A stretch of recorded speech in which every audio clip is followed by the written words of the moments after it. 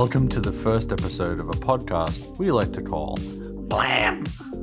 What was this? Was that your grunt voice? Yeah, that was my grunt voice. I tried to do a grunt voice. This is pretty good. I mean, we'll take it. This is BLAM. This is a Halo podcast. And today's episode is about infinite hype.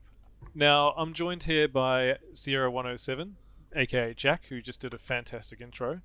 And Danielle, which is also... What do you call yourself now? Finding Danielle? Where is Danielle? Who is Danielle? I'm not really sure. Yeah, who is Danielle? We'll put all the socials up on screen anyway. But today I wanted to talk to you guys about infinite hype and the trailers we saw a couple weeks ago now. What got you guys excited about this, and what are you most looking forward to? Danielle, I remember you telling me you cried at some point during one of the trailers. Jack and I were streaming E3, so when the trailer for Halo Infinite started, I was like, well, I'm gonna cry. I can feel it already. And I think I made it probably 10 seconds or so of Master Chief being on the screen before I was just like, tears coming out of my eyes, and I was like, what is happening? Well, why was it like, what was it, anything in particular? Was it just the vibes? Everything. Like, Halo's been such a big part of my life for like all of my life, pretty much. So I guess getting to see Master Chief again, like, John's back. He's back. And I'm stoked. His suit looks sick. The cutscene was absolutely insane. Something about him in Zero G through that wreckage and the dead Marines and stuff was like, it gave my like whole body just chills. I was just so excited to get the chance to step back into this world and into this franchise again, and it's just been too long without a good Halo game. Yeah, I kind of like, I mean, for me, like, the campaign doesn't mean that much to me, but I'm still pretty interested because I know that the what are they called? The Forsaken? What are the Brits called, Jack? Halo lawman? The Banished. Like, they've been a big part of like the Halo story on the side. It's kind of interesting to see them kind of come into it, and to see the humans are kind of like pretty fucked up, right? Like, they're definitely on the back seat in this one. So I must admit, I don't usually get excited about trailers. I mean, especially like Halo 5, the whole Cortana angle thing. Like, the trailers didn't really represent what the game was about at all. But this time, I feel like it kind of is representative, and it did look pretty legit as well. What was your thing, Jack? What, did you cry as well, or were you pretty chill? No, I didn't cry. I kind of just sat, like, cupping my face in my hands and just watching it like I'd been transported back in time. Got nostalgia going sort of thing. I wouldn't say nostalgia. I was just kind of like, I was hopeful again, which is like the big thing that they've really been trying to push about the game. You know, is that the whole idea of, like, you know, rediscovering hope and that sort of thing is I mean, does it give like you like the big thing? Sorry, Jack. Does it give you sort of the same vibe as like Halo 5 though? Like, Halo 5, I kind of had that same feeling because I'm like, you know, for me, custom games was like a big part of it, and like Forge and that sort of stuff. But like when I saw the trailer, I kind of thought, this is great. But when I saw the Halo 5 trailer, I thought the same thing. I was like, oh, this is great. There's gonna be no more loadouts. Back to form, where it's all about, like, you know, map control, sort of going more down the multiplayer aspect. Like, are we falling for the same trap, I guess, is the question too. Are we just, like, I'm on the hype train 100%, but like, is that a bad idea? Should we be getting off the hype train and catching the hype bus or something? Is there a hype bus? Is that a thing? Is there a colloquial term known as the hype bus? It's like loosely related to the Venga bus, and it's coming. Oh, no. Yeah, it's coming pretty fast. Well, yeah, but are we on this hype train too much is the other question. I think with anything, you should be reasonable in terms of your expectations. It's obviously not going to be the second coming of, of gaming. Like, it's not going to be like the savior of games or whatever. But I think it is important to, like, all of the people who kind of believed that Halo could come back, and it almost looks as if it is, like, coming back you know, in a really big way, and I feel like that's important for those people. But then also for the people who were left so disappointed by what happened with five. You know, not just because of the campaign, but the multiplayer and the way that it all rolled out. You know, as not one complete package. I think like the promises that are being made are good, but I think so long as they keep delivering on showing what like, or I suppose the better word would be to if they continue to show us what we should reasonably expect, it would be good. Like, I'm not saying to under deliver or over deliver, but just kind of meet somewhere in the middle and make sure that it's not too, Like, don't overhype it. Like, don't oversell. You like, yeah, like don't overhype, don't underhype. Just kind of deliver an experience that I would say the general Halo population is going to enjoy and be happy about. I think that's like the primary objective. there's a big divide too in the Halo community, Oh, right? yeah. Like there's people that hate like armor stuff and hate you know all the armor locks and things like that, and like I really liked Reach a lot, and I thought like Reach SWAT, for example, was like probably my favorite version of SWAT to date. Yeah, me too. But I know there's a lot of people that hate that shit, so I'm kind of worried that like the Halo community is just going to tear itself apart again. A little bit, but I'm also it's being been tearing pessimistic. itself apart for ages. I think Yeah, that's this a fair isn't point. just. I think you know, that the biggest issue we face going into Infinite is going to be how the game is portrayed to us, and then how the community receives and expects around what is given to us. Because I think that was the biggest issue with 5, was it was hyped so much, and so the community took that and they just went with it, and they took it to this whole other level that when it was handed to them in the state it was handed to them, they hated it. And like, that's valid, because we were delivered something that we weren't told we were going to get, basically. Yeah, I remember like the thing is like what Halo 5 is now is actually a really good package. Oh yeah. You know, like it's great, but when it first came out, it didn't have Forge. You know, the map selections are pretty limited. Like it felt kind of unfinished. However, this time around, it's kind of like they really wanted to release Halo with the new console, right? And it's always been a console seller. However, this time they delayed it for a year, and you know, like being a developer myself, like obviously not a game developer, but like that extra year with that size team, you know, they would have had an entire team of environmental artists, an extra year to work. Like, imagine you building anything, you know, like let's say you're building a Halo suit, Danielle, and then I said, you know what, take an extra year on this one, get it perfect. Imagine the amount of polish you can put in Yeah, that time. the building anything. And then think about that on a much bigger scale. Exactly. So, I think Jack, you were saying like they basically had the fundamental engine down, and then that extra year was just the year of polish, and that's kind of what I would want. Like when Reach came out, that game was a full package. That was a polished game. You know, it was like Bungie's swan song. There was no more rush. They just pump it out, and I feel like Infinite's given me that vibe and that sort of give me the feels as well. That's the impression I get. However, is that the marketing doing that? I don't know. I think just from what I've seen, I think the biggest reason I think that is the jump from 2018 to 2021 trailer, or the 2019 to 20.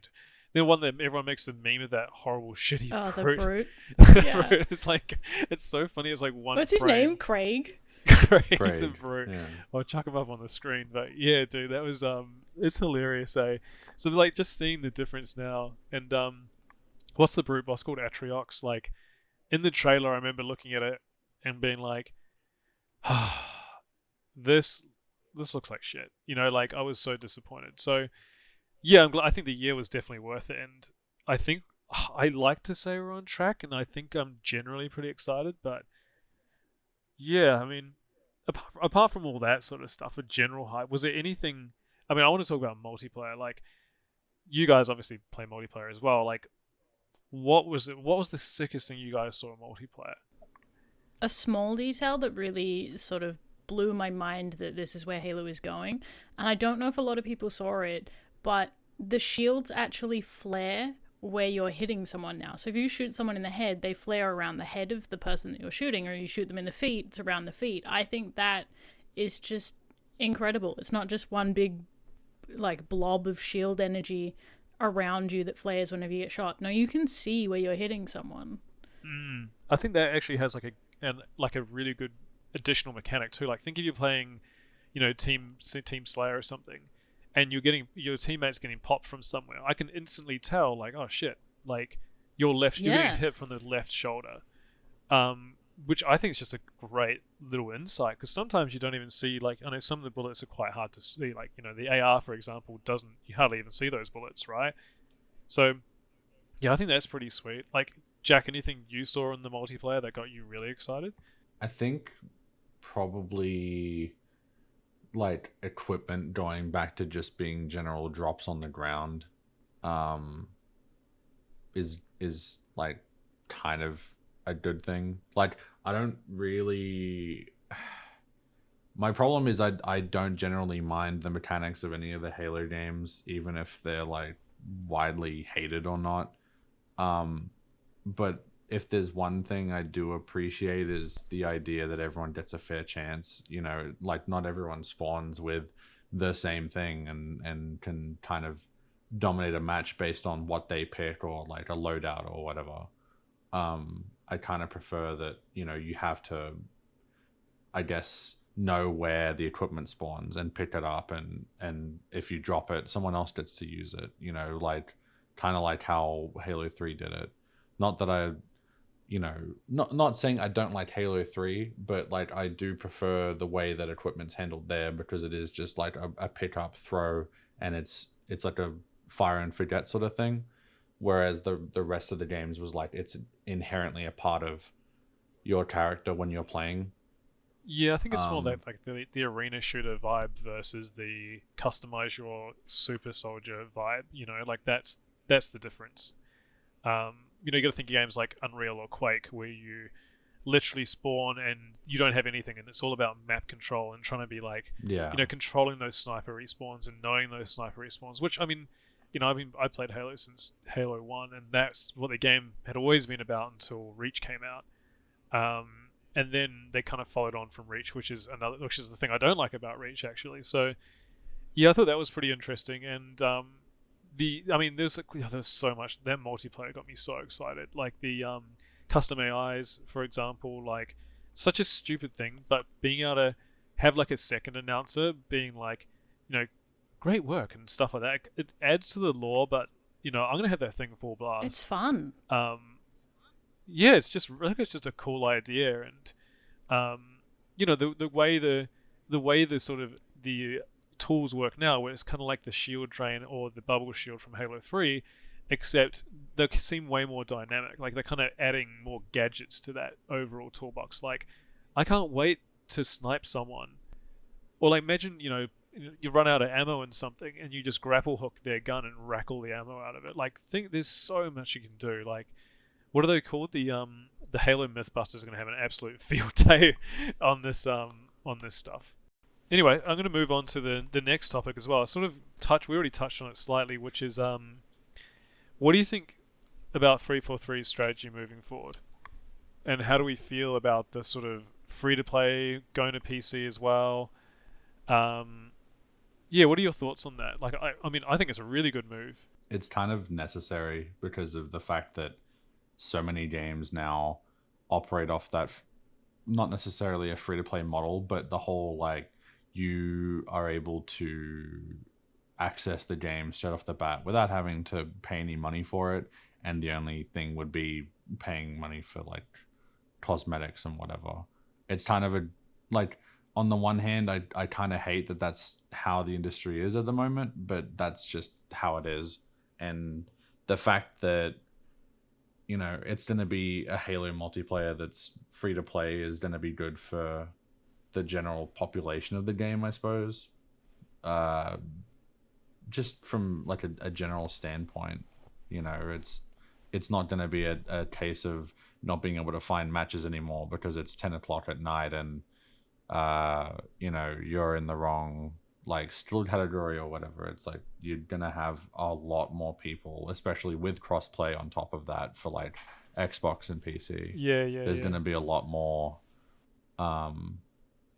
I guess I don't want to say accessibility, but in terms of being able to play the game, it's going to be way more accessible to. It's like people. The gateway to entry now is not, $80 for a game or $90 for a game. The barrier for entry is having the equipment to play it on, and that's it. So if you think about how many games in your lifetime that you've just been scrolling and gone, oh, this is free, I'll just download it and give it a go. Think of how many new people are going to be brought into the Halo franchise from here on out just because it's not locked behind a paywall. It's so hard these days to find the money to sort of just say, well, I'll try this for this amount of money, and if I don't like it, well, then that sucks for me. I've spent money on something I don't like. They can try it, and if they really like it, they can buy the campaign and they can keep coming back and they can buy their season passes and stay involved. It's just, I think it's way better for the social economy of the game. Yeah, I think when you I think the other thing to mention too is with the model is that it's not just games that are doing this model now. It's more of a shift in software in general. So, sorry, this is not the software podcast, by the way.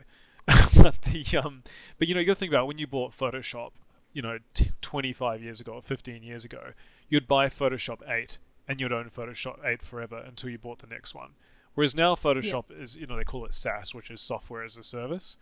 And that's kind of the model that games are going in too. Well, they have been like that for ages. Like, you download that base thing, and if you want the pretty skin, you pay a bit of money for it, or you try and unlock it by grinding.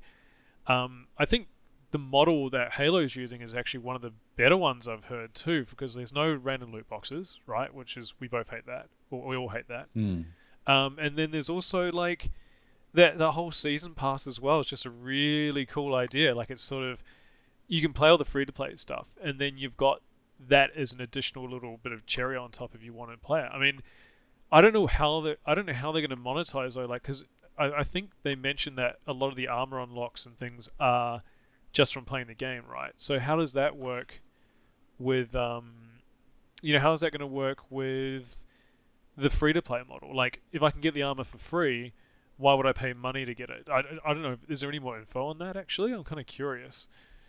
I mean, the way it's supposed to, or not supposed to, but the way presumably it'll work is that you pay the, I don't know, $10 for the season pass, and then when you've got access to that season pass, you can just grind it out at, your own leisure. It doesn't have to be like overnight. You can just like take as much time as you want and unlock whatever you want. And then when the next one comes out, you can, because I suppose there's also going to be like a currency that you can use to buy the pass or whatever, because that's also how games now are as well. So with the money you get from that pass, you can then buy the next one, and so on and so forth. But it's like, what they were saying specifically is that they want to make sure that the pass doesn't go away, that you can just access like whatever that pass has from any point in time. So for example, if you pick the game up like 4 years after it's released, it's like you can still access that first season pass that was made available, like the Reach themed one. Yeah, I think that, which is that's really like, cool, and I noticed that that's what MCC does too, right? That's that sort of. Well, MCC is like, I think their way of field testing the way they were going to do it for Infinite, but obviously not monetized. Like, the whole seasonal points thing is just because, they're not going to be able to monetize the game. Otherwise, they'd get a lot of backlash. There would be so much outrage. But more so from a perspective of, how receptive is the community to it, and then the fact that the community was receptive to an extent, was, I guess, their evidence of being able to go through with it. But with all of the other games that are out there that do the whole games as a service thing, Infinite's the only one that's actually allowing you to access the passes at any time, that they don't go away. And a lot of people have been kind of, after seeing that announcement, they, like games like Fortnite, games like Modern Warfare or Black Ops, and just all of the other battle pass type games, they're all asking the same question is, well, are you going to do the same thing? And everyone's always been talking about how Halo should be a trendsetter and it shouldn't be following other franchises in their footsteps, like Call of Duty. And it's like, even with this just one move, they've already set a trend that the industry is going to follow. And it's like, it hasn't done that for a long time. So just even that happening is big. It also addresses a big thing with online gaming, with FOMO. I play a lot of Destiny, and I have done since Destiny was released. And the thing that I've hated the most about that gaming experience is the way that their seasons and their season passes work. You buy this content, but you only have 90 days to play it in. And if you don't play it in that time and you don't earn that stuff in that time, it's gone. You lose You've it. wasted your money. Halo is basically saying, here, you pay your money for this thing, and you can keep it forever, and you can work on it whenever you want and unlock whatever you want from it at your own time. Like, there is no time pressure for you to do this, so you don't feel burnt out or put off of a game. You can do it at your pace, which I think is really, really neat. I found the same thing with Destiny. Like, I really love that engine, and I thought it was really good. But the one thing I didn't like about it, what the fuck has happened? Sorry, guys. Yeah, so like, okay, so I'm just gonna cut that bit out and start again. So, yeah, I played a lot of Destiny, and the one thing I didn't like about Destiny was that for some, like, there was that pressure to go back every week and do, like, it's so grindy. Fuck, and like the thing is, the game was so fun, and like I really loved the multiplayer, and the engine felt good too. Like, it felt satisfying, but man, like, I remember just doing raids to try and get Galahorn and never getting it, doing all the weekly challenges, and then like people had alt accounts where they were trying to get to like max level alt accounts. It was just like, fuck, what's the point? This is just a job. It's like, Tuesday, time to take out the trash, and like I'm kind of glad I'm not like gonna be in literally, that trap. even now to this day, I'm still regularly playing Destiny, and every week there's a part of me that thinks, shit, I have to sit there and organize 6 people to get together to do a raid. And it's so taxing to do something that should be fun. And Infinite should just be like, jump on whenever you want, find people to play a game whenever you want. Like, it's all just going to be there whenever you want it.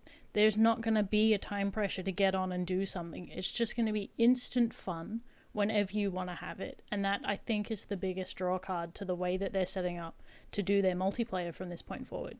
So I'm super stoked about that. Yeah, I think it's definitely the right thing. And then also like the whole branching out to PC as well. Like, I mean, one of the reasons I like Halo so much, I mean, I like obviously the creative side of it. Like, I mean, you guys do too, right? We've all built Halo suits before. Yeah. But also, like, like, look what we're doing now. We're in a podcast studio in a game. Like, what the fuck, right? But it's kind of, I like that casual aspect, and I kind of like the, like, the whole community is kind of like that. It's almost like a Rocket League. You can pick up Rocket League, play a few rounds, and then put it down. I think that's kind of the way I've always sort of seen Halo. And it seems now that that's just going to be accessible for everyone. Like, those Rocket League players can come and say, oh, there's a free game. Oh, it's Halo. And, like, Jack and I were playing the other night, and we didn't even have a full team. We had great time just talking shit and playing social games or, that sort of stuff. So hopefully, like, things like the custom game browser, that's still there, and all that sort of stuff is like, all that community-driven stuff too is just so good, and I'm just so stoked it's accessible to so many more people now. I mean, look, I'm back, and I'm here making content with you guys because I'm excited again. Whereas I literally sold my Xbox because I was like, I don't play Halo 5, I don't have a TV, I don't have space, and I would like a few $100s. But now I'm like, shit, I shouldn't have sold my Xbox and play Halo 5 because Halo Infinite's coming out. I'm excited. Like, it's kind of changed my way of thinking a lot, and I dare I say it might be a little bit of a rebirth here, which I'm pretty excited about. Oh, I'm going to move on to the sort of next topic as well. Jason Statham's coming back, Jack. Who's that? I hate that so much. I really That's don't the like dude, that at all. That's the dude from Transporter, isn't it? Yeah, so is he directing the game now or something? What's happening? So fuck, I almost said Jason Statham.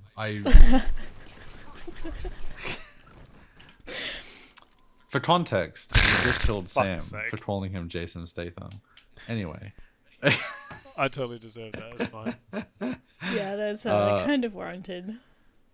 But basically, Joe Staten has come back to Halo after like, I don't know, since a while. I mean, the last things that Jason. Oh my God, I'm about to shoot you again because of the fact that you, like, It's Joseph Staten. Joseph Staten. Joseph Staten was working at Bungie up until the whole debacle with Destiny happened, and then he went back to Microsoft, where he did I believe he wrote the story for both Recore and for Crackdown 3. And then after that, it's like he kind of just would. I don't want to necessarily call him a fixer, but like he kind of did just go from studio to studio, monitoring how people were doing, and then after what happened last year with how badly Infinite was received, Microsoft kind of sent him down from the heavens, and I can imagine more like Hannibal Lecter. They like wheel him out of a closet. Yeah. Yes. they take the mask off and You he want starts a doing the plot grunt for voice. Your game? I'll write you a plot for your game. That's it. That's what I kind of envision. Anyway, so sorry. They wheeled him. They drop him from the heavens. Yep. Yeah, like coming out of a drop pod all the way down and just But smashing it's like into the ground. golden Yeah. drop pod. The golden Angelic drop song pod. plays. That's And awesome. initially he was just gonna be like the campaign lead, and then I think a little while afterwards he ended up being bumped up to the head of creative for the entire game. So now it's like he's back in the same seat that I don't want to say the same seat he used to, be in when he was at Bungie, but almost on the same level. Yeah, true.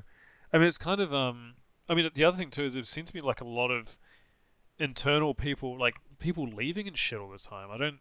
It seems like at least they've got some sort of Not really. OG back. Well, what happened to the bald janitor man? What, Frank O'Connor? Yeah. He's still there. What's he doing? He hasn't gone Bald anywhere. janitor man?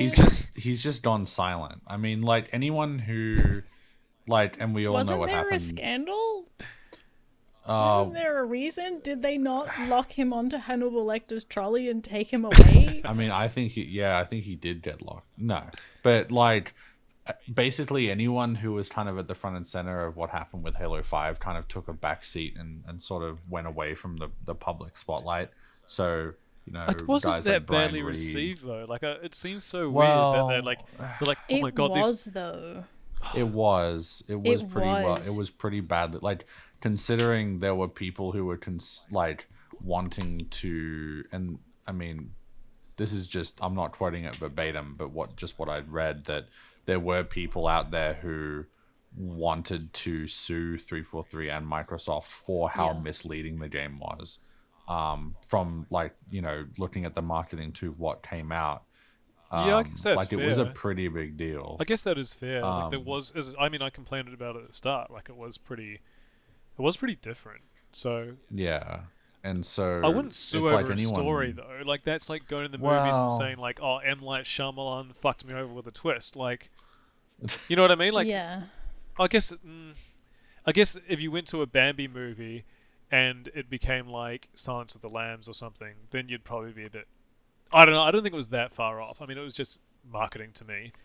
But Yeah, but it was a pretty big, like, it was a big blow to the like 343 was already kind of mistrusted, like, by the fans at that point, and then by the time that 5 had come around, things had kind of gone from bad to way worse. Which is why, anytime someone leaves 343, everyone starts kind of screaming and going, "Oh shit, oh, the game's in trouble." And it's like, most of the time, like, it's like you're a software developer, Sam. So it's like a lot of the time when people are done with their jobs, they just move on. dude, I change jobs You every know? fucking 3 weeks, man. It's just a part of Yeah. the lifestyle. So yeah, that's a really good point. So that's just what it is. Like, sometimes, like, with with the more creative stuff, people clash and people leave. Like Tim Longo, who was primarily responsible for how Halo 5's campaign gameplay in terms of like the whole squad team and stuff like that. He left, and a lot of people kind of saw that as like a sigh of relief. But it's like at the same time, you know, they didn't do anything wrong. They were just trying to do things differently, and you know, it kind of came at the cost of the soul of Halo. So Oh my you know, god, you that's the can't really- grimmest Wow, way. that's a big claim. I thought the squad stuff in Halo 5 was really fun. I thought getting to play alongside Coming from others- Kelly over here, right? Yeah. It was it's like Yeah. don't get me wrong. Don't get me wrong. It was fun, but it wasn't Halo. Like it was very much like, because Tim Longo worked on games like Republic Commando, you know, where it's like the squad is your weapon and you can order them.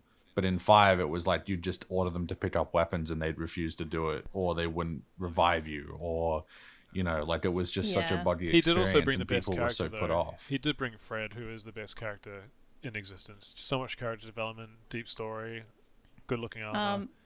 Yeah. Anyway, so let's talk about how Kelly is the best character ever. Oh no. She's alright. I mean, she's kind of like a She's anorexic the best. shit She's Fred. like She's like an she's like the fastest. She's the slowest, dude. Fred's the fastest. She's- Everyone knows that. No. Well, look, we're about to start a fight anyway, and I would like to end this podcast in a special way. So the rules are we've got to stay inside the studio, and last man standing. I hope you've enjoyed the fuck. Kelly's the best character ever. You heard it here first. It's Kelly all the way. If you like what we're doing here, make sure you give us a like and subscribe. And if you didn't like it, just abuse us in the comments below like everyone else does. Anyway, make sure you follow us on Facebook and at our Discord server.